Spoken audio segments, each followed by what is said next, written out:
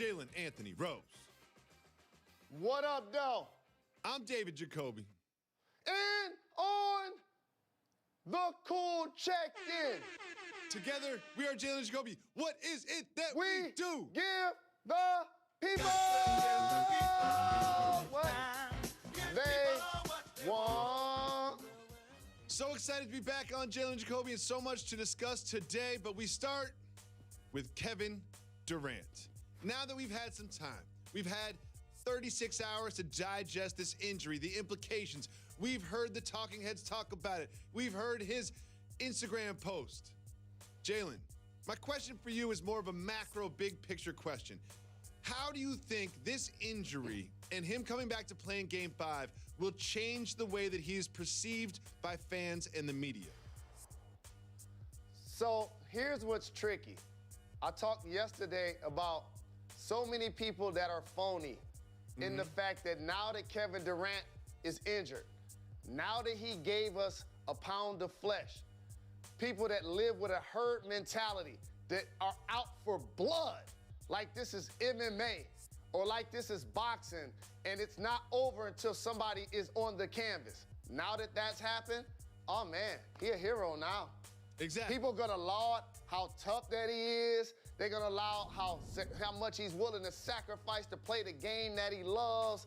And now that narrative is gonna shift to the point where he's gonna get the acceptance that it seemed that he was seeking anyway, which is why many of us felt all season that he was gonna leave the Warriors after this year, despite being back-to-back champion and finals MVP. Like it was a tragic injury, and it was a moment that it really hurts the hearts of all real basketball fans because we all saw what he was trying to do for his team, and we saw how it played out in the worst possible way. But now it turns him into a sympathetic figure. Listen, even me, I would clown him for being in the comments, and I would call him sensitive. I did these things, guilty as charged.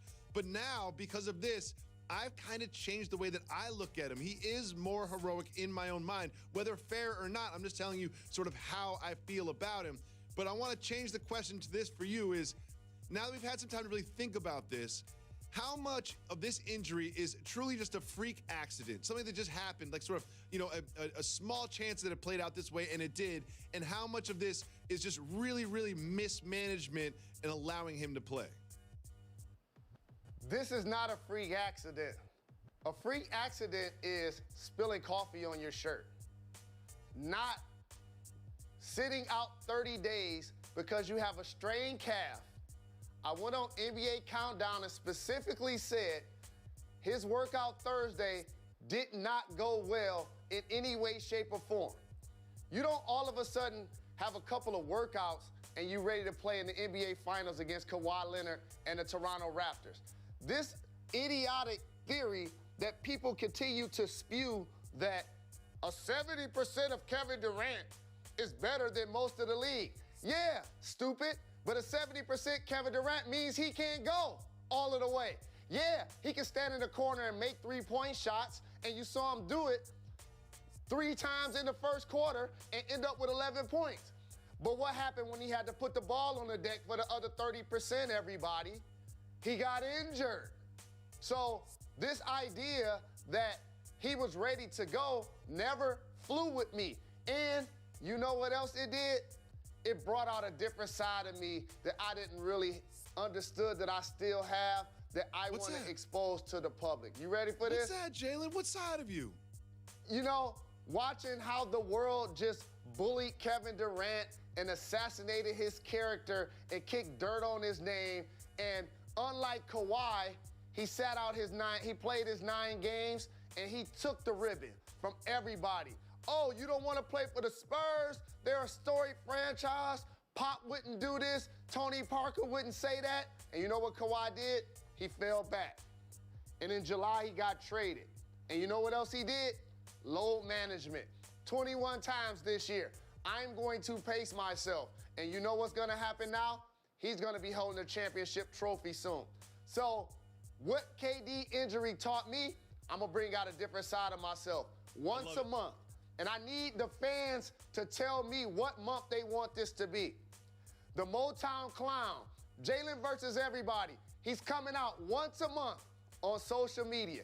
Anybody that try to throw shade, anybody that try to clown, I'm going to take 1 month out of the year and I'm going Curtis Jackson on everybody once a month. They try to assassinate my character because I was a person that said he should not go. I support this. I said he should not go. And then people like, oh, when he got cleared, Jalen don't know what he talking about. How come Jalen gonna say that he can play and then the doctors put him out there? And guess what? He played and got hurt. I'm coming.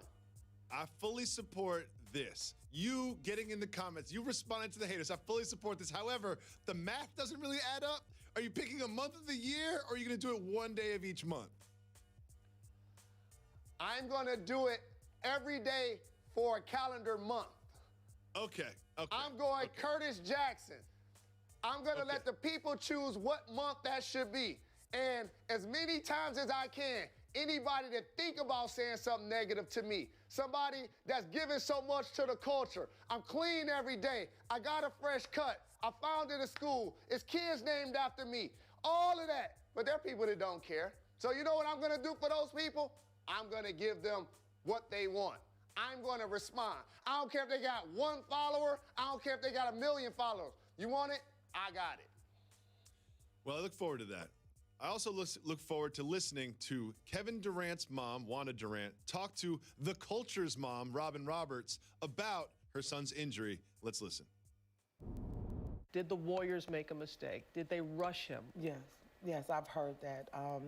Well, you know, it's still out right now. We don't know. He felt that he was able to play, and they said that he could play, and so we still have to analyze that and see if, you know, they made the right decision. That's kind of up in the air right now. Okay, I'm going to do the media thing and read too much into that answer, Jalen Rose. I'm going to do the media thing and read too much into that answer. Do you think the Warriors rushed him? Yeah, it's still out. She didn't say no. She said Kevin felt like he was ready to play, and the doctors cleared him. Am I reading too much into this by saying there's still a part of Wanda Durant that maybe feels like the blame is on the staff of the Warriors? You're not reading too much into it, David Jacoby. Listen to your brother. I told you that the workout didn't go well. He had a strained calf. He was out over 30 days. You don't go from that on Friday to being cleared to play a basketball game in the NBA Finals on Monday. If this was February, he would not have gone. If they were up 3-1, he would not have gone. If they were 2-2, he would not have gone. But now all of a sudden, they get down 3-1. There's a sense of desperation with the organization and with the player. And how many times have you said this, and how many times have you heard this? You must protect athletes from themselves. Yes. We're not the smartest people. We're not brain surgeons, okay? We're not the kind of people that's all of a sudden gonna find the cure for cancer, but guess what we can do? Put the ball in the hoop. We can catch touchdowns. You gotta protect the athlete from themselves because you always feel like you can go, but you gotta say, hold on, this is not the right thing to do. And so Mama Durant's first answer was her legitimate thought, and she said, yes. Yeah. Yes, she did, but then she kind of covered it up. I like that you noticed that too. Jalen, there's something that you need to come to grips with. There's something that you really don't like in the NBA, and that's resting healthy players. You really don't like resting healthy players. However, you mentioned load management. You've got Kawhi Leonard. You mentioned his injury and how load management may have helped him be the player that he is in the playoffs. And now we're looking at Kevin Durant. All the minutes that he played during the regular season. All the minutes that he played in this playoff run that may have contributed to the calf strain. Will this change the way that you view load management? No, because you said a key word, healthy player. Did you say healthy? I just want to make sure. Did you say was healthy? Kawhi Leonard healthy when he sat games this year for the Raptors? That was recovery. That's different. He sat out an entire season, basically, because he had a knee injury. That's called recovery. That's different from load management. Did you say resting healthy players? Yes. Did you say those words? I just want to make sure. Okay. How do you define healthy if they played the previous game? That's how you define healthy, using your own words as well. Kawhi Leonard played the previous game and finished that game healthy, so then he's healthy the next game when he sits. Back on you. David Jacoby. He just missed 70-plus games in the previous year. When you put somebody back on the floor, he's not going to go and do me and play 83 games in a year. It's not gonna happen, okay? That's called recovery. That's allowing his body, his mind, to physically get himself in a position to play high-level basketball for a long time. I'm still against resting healthy players. And Adam Silver, this is his favorite program. Not only am I against it, I'm definitely against it on the road. You want to rest? Rest one of the 41 home games you have. Not one of the couple of road games that the fans are going to get a chance to see a player, purchase a ticket, and then you show up, and then all of a sudden, the marquee player isn't there. We always say that we give the people what they want, and we are one of the television shows that truly gives the people what they want. Well, we have just learned that there is another. Hard Knocks is going to give the people what they want. We'll tell you how right after this. Welcome back to Jalen Jacoby, brought to you by Heineken. I'm coming to you live from Pier 17 in the South Street Seaport. Jalen, where are you coming to us from? The Claremont Hotel. Over my right shoulder, the Port of Oakland. Over my left shoulder, San Francisco and the Bay Bridge. And all behind me, palm trees, and they make me really happy. You think I got a tan? I do think you look a little tan, but Jalen, do you know why I'm happy? I'm happy because Hard Knocks has announced which team they're going to document the preseason of, and it is perfect. Hurrah! Oh, we don't want to see the Detroit Lions. We want to see the Raiders. They got Burfict. They got Antonio Brown. They got Richie Incognito. They got John Gruden. They got an owner with a great haircut. What did you think about the announcement of the Raiders being on Hard Knocks?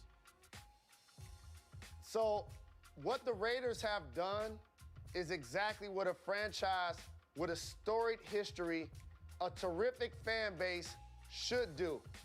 They're doing everything to not only satisfy the media, but also they're owning everything public consumption that has nothing to do with wins or losses. Yeah. And it is genius, because here's the deal. When you start talking about the best teams in the AFC, guess who you're not going to mention? The Raiders. The Raiders. But they're going to win the headlines because Antonio Brown, John Gruden, the players you just mentioned, Richie Incognito, Vontaze Burfict, when you put a camera on those guys and it's Hard Knocks, Mike Mayock, who used to work in the media, it's going to lead all of the shows, because guess what shows like ours and others, especially international media, are going to do between now and football season? We'll be taking clips of Hard Knocks. And we'll be taking clips of Hard Knocks and talking about them. So, Jalen, before this season even starts, I have a list of 5 predictions of what will occur this season on Hard Knocks of the Raiders, and I want you to evaluate each one. Number 1 prediction. Vontaze Burfict fights at least 3 teammates. You know they love to skirmish. It's hot out. They're working hard. 3 fights, Vontaze Burfict with his own teammates. Second, Mark Davis will get a haircut on camera. We all want to see how that hair sausage is made.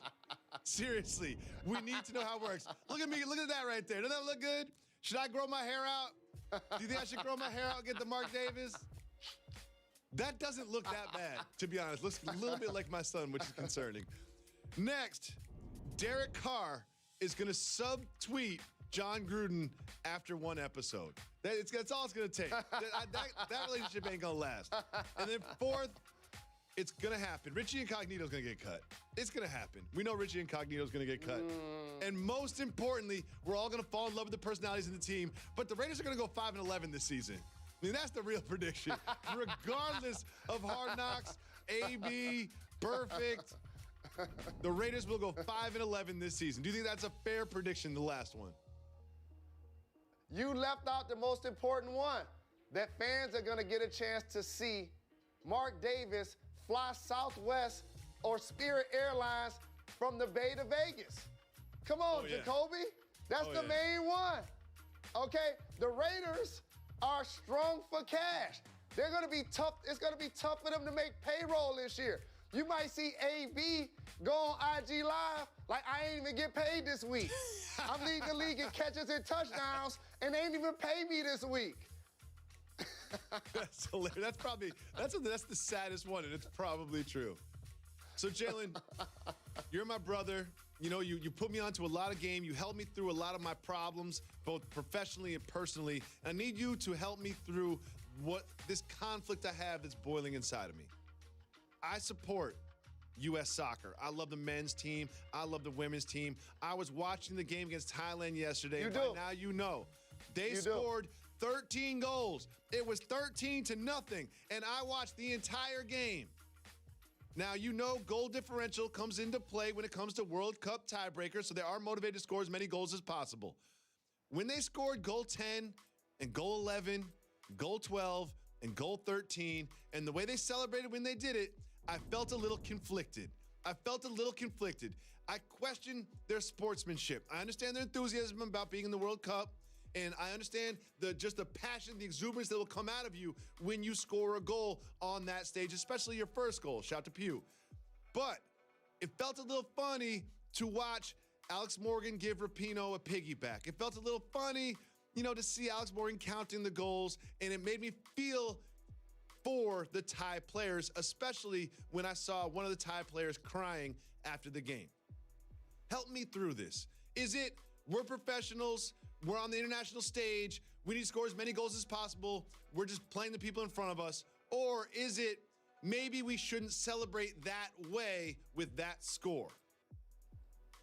So I appreciate how you teed this up. And I remember 8 years ago or so, us getting off work downtown Los Angeles, about to go have a few beverages. I don't like where this is going. And you said, oh, we about to go watch Team USA soccer. That's what we about to do. Oh, yeah. Trust me, Jalen, I want to turn you on to a movement. And I appreciate you teeing me up about things that I turned you on to, but you and the podfather, Bill Simmons, turned me on to celebrating soccer and enjoying its greatness on a national stage. And here's what I want to say. I love the Team USA women. And you know what I love even more than the fact that not only did Alex Morgan have 5 goals, she had 3 assists. You know what else I love more? How they dominated and they didn't apologize. I remember Detroit Southwestern High School, legendary coach Perry Watson. Vashawn Leonard played a long time in the NBA after going to Minnesota. Howard Isley played a long time in the NBA after going to Boston College. I remember being in a huddle at Western High School and us saying, let's win by 100. Not 70, not 80. Let's win by 100, okay? Because that didn't even correlate to rollover points. Those points didn't matter in our playoff seeding. They weren't gonna matter if we won the championship or not. It was if you can dominate, you do it. And in this case, the goals roll over. So it's one thing if, like college football, the eye test matters. The top ranked teams can't just win by 3, can't just win by 7. When you're playing against a Division II team, a lower Division I team, you gotta crush them. You wanna see 75-3, because the voters are now gonna continue to rank you really high. The goals roll over. So it's one thing to have 7 total goals, it's another thing to have 13. You get rewarded. And yes, I feel bad for the opponent that was crying, but I would feel even worse if my team didn't win the goal. So go Team USA.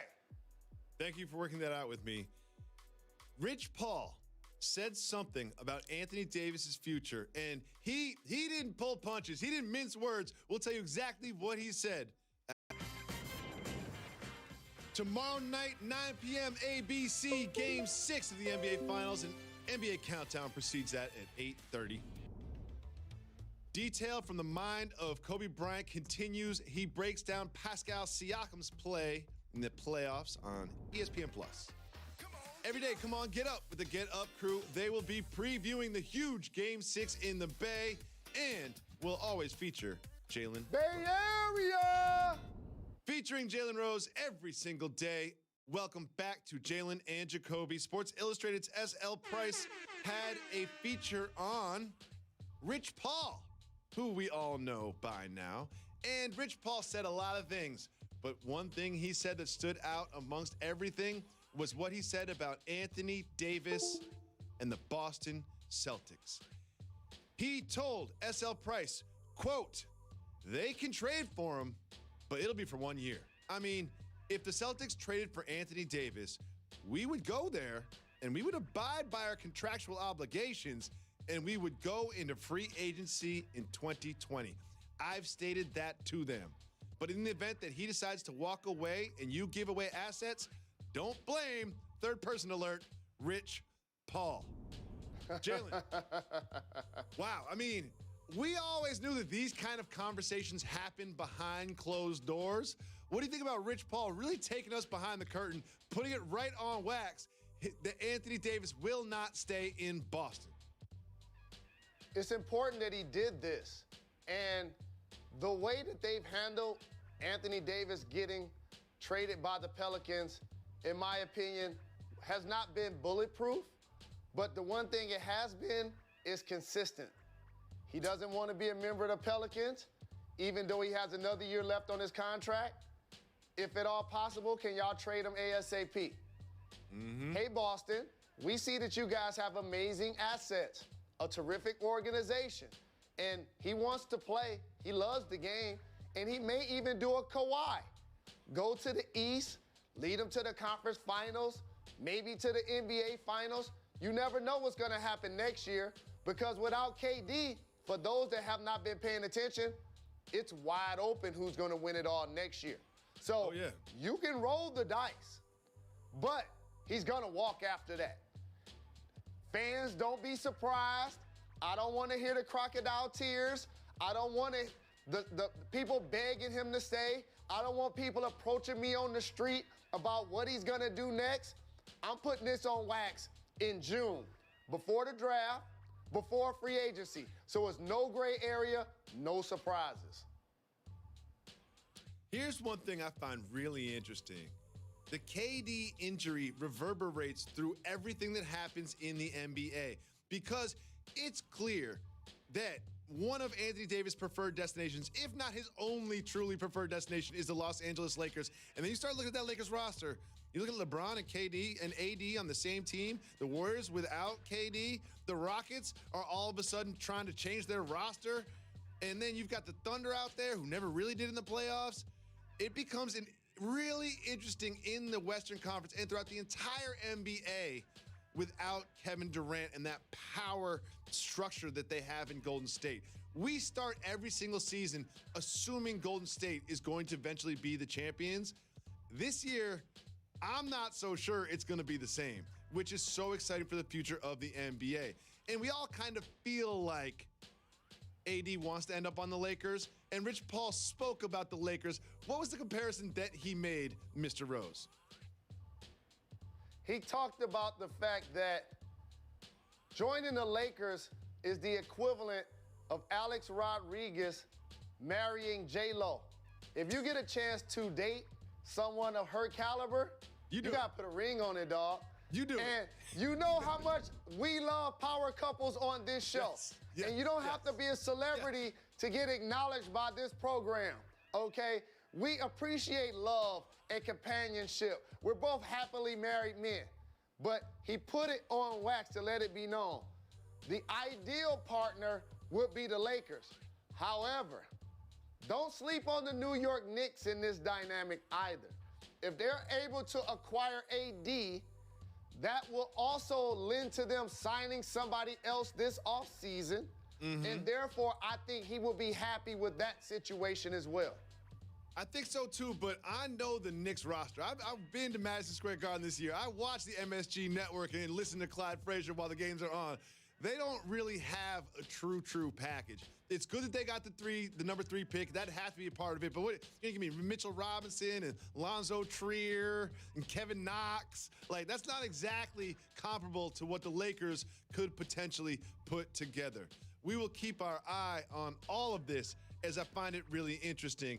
But not only are we talking about where AD is going to end up, there's now a betting line. Like you say, everything in sports has a betting line, and so does where Anthony Davis will play for. And Jalen, you will not believe this. Not only are the Lakers favorites, they are huge favorites to land AD. It's approximately 1 to 5.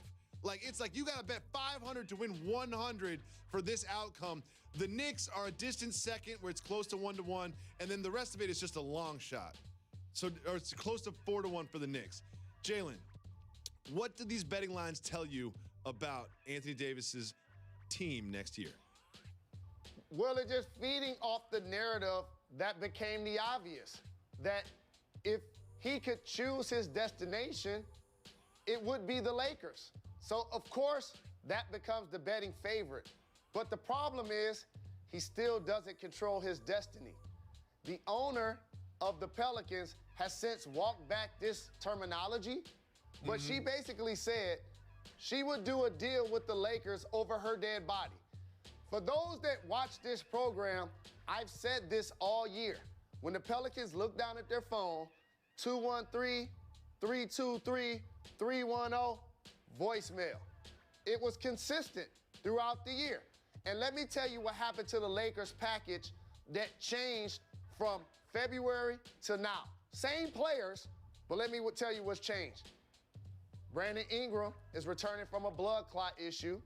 Yep. You don't know how that's going to affect him long term. Yep. Did Lonzo Ball, my adopted little brother, finish the season in a uniform or in street clothes? Street clothes. Oh, okay, got it. Okay, so that did happen. Now all of a sudden, that package ain't necessarily as attractive now as it was then. Look at the landscape of the league. That's why David Griffin came out and said, it's gonna be more than one team to satisfy what we need. Found that interesting. Because he sees what I see. On paper, it isn't one team that's gonna be able to get the deal done. It's interesting. Yeah, David Griffin was basically saying, I know what the Lakers can offer, but someone else is going to have to take that on, and I will take something else in return for Anthony Davis. He's on the phone a lot. I hope he's got unlimited data, because you know David Griffin's on the phone all day long. Right now, it is time for Jalen's favorite segment, Jalen of the Week.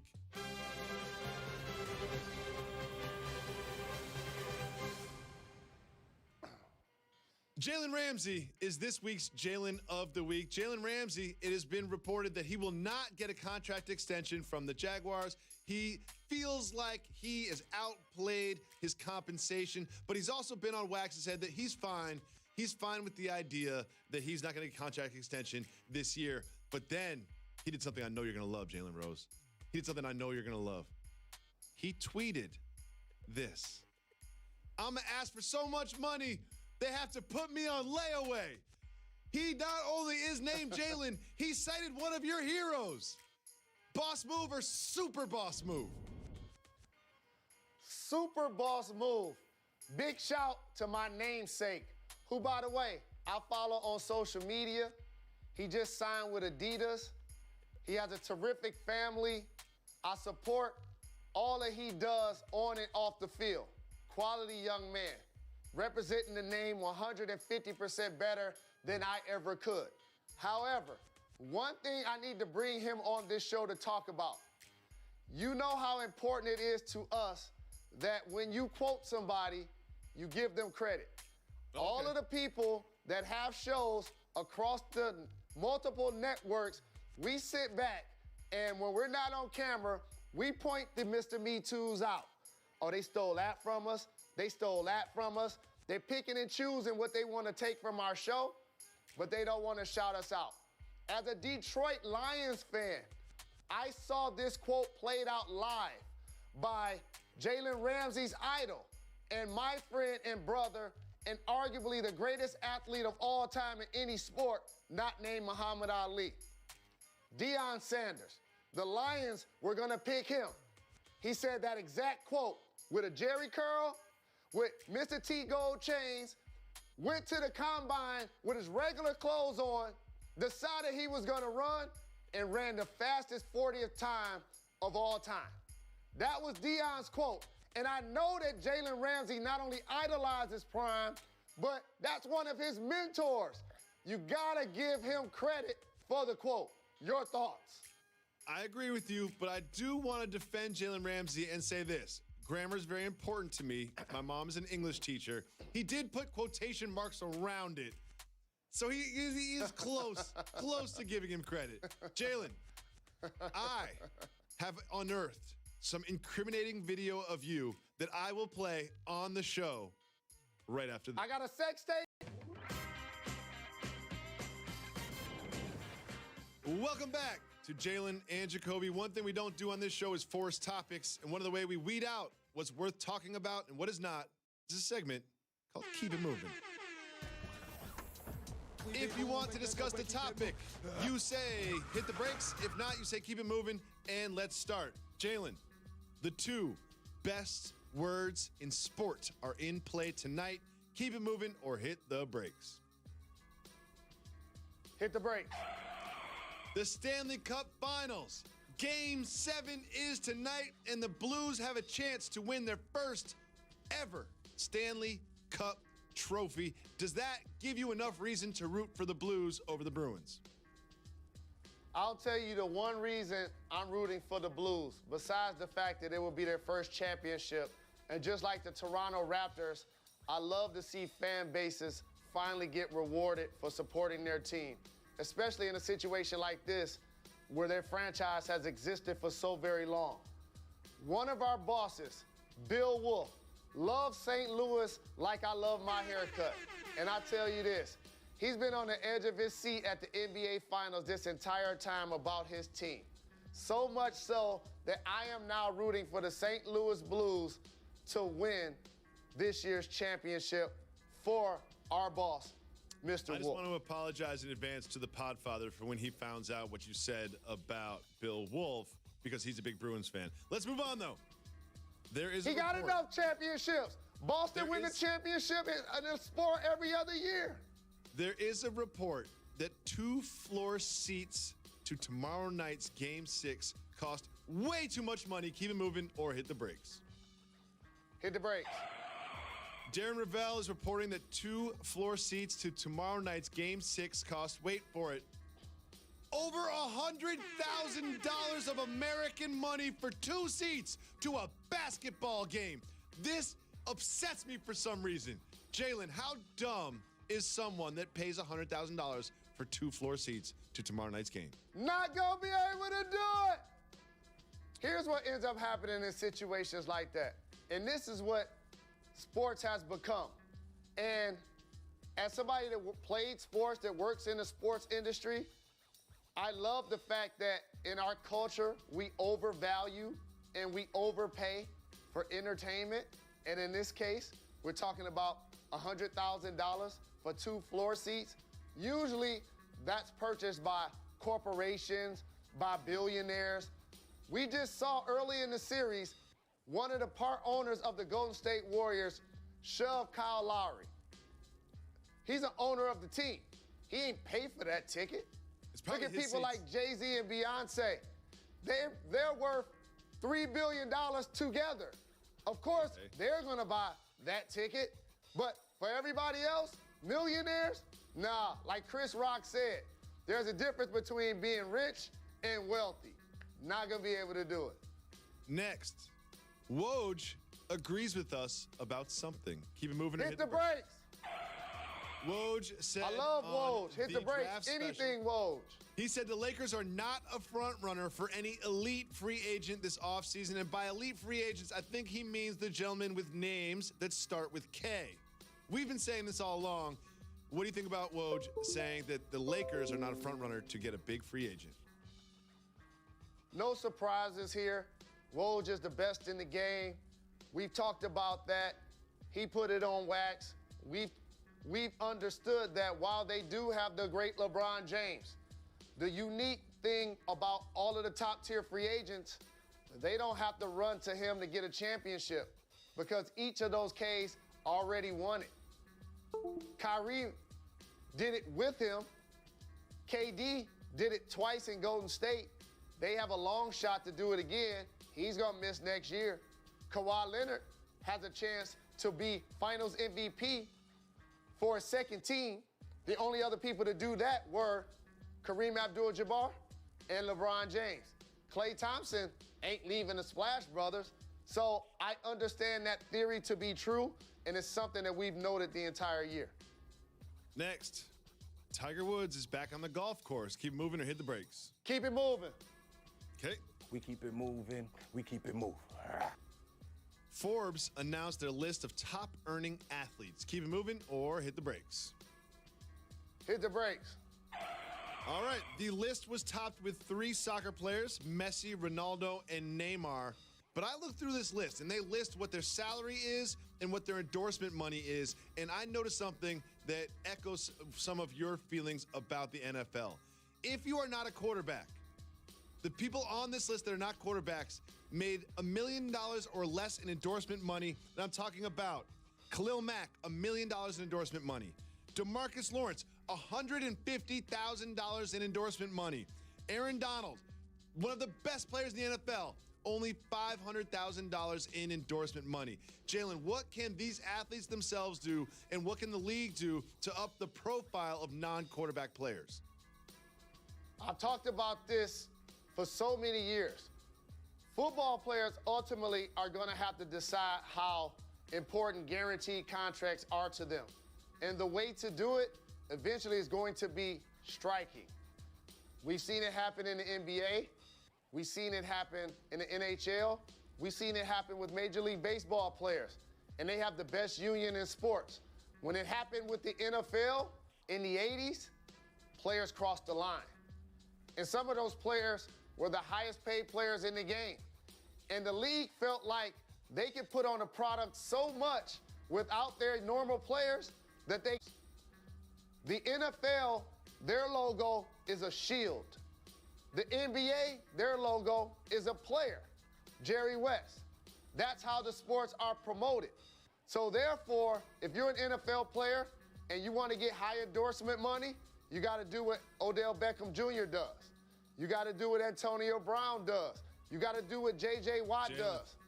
They let it be known that, yes, I'm good at football, but they find ways to promote themselves outside of the game.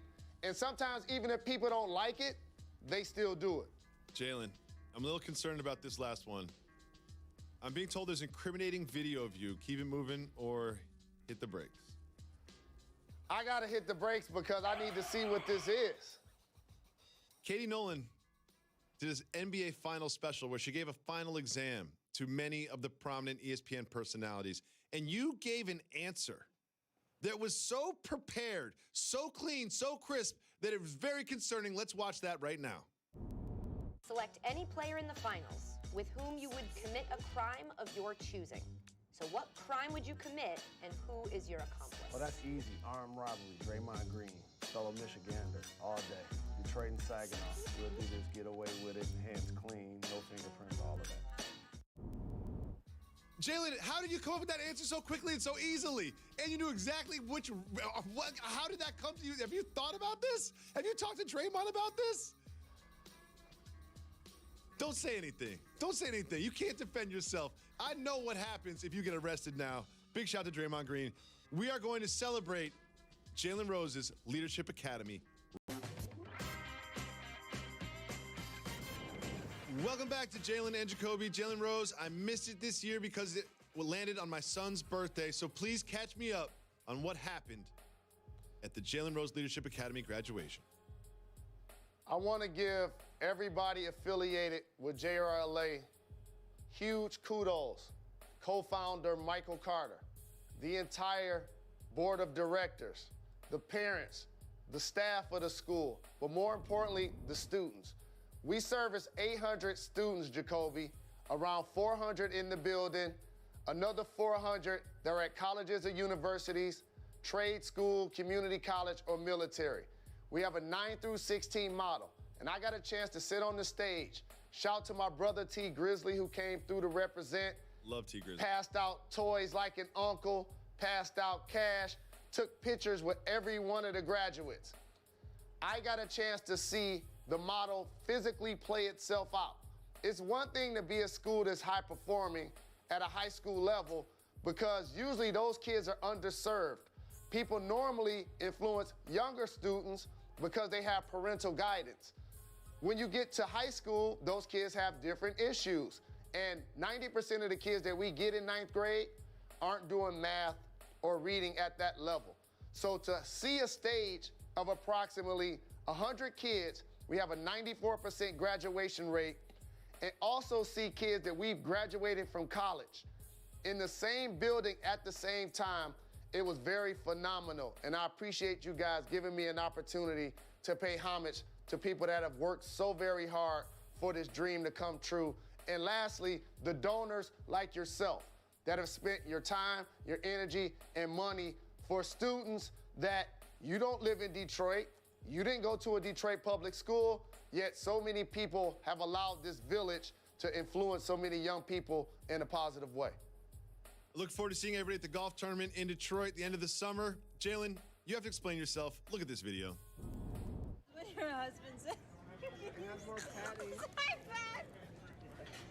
And this is his iPad case. I'm dead. Oh my.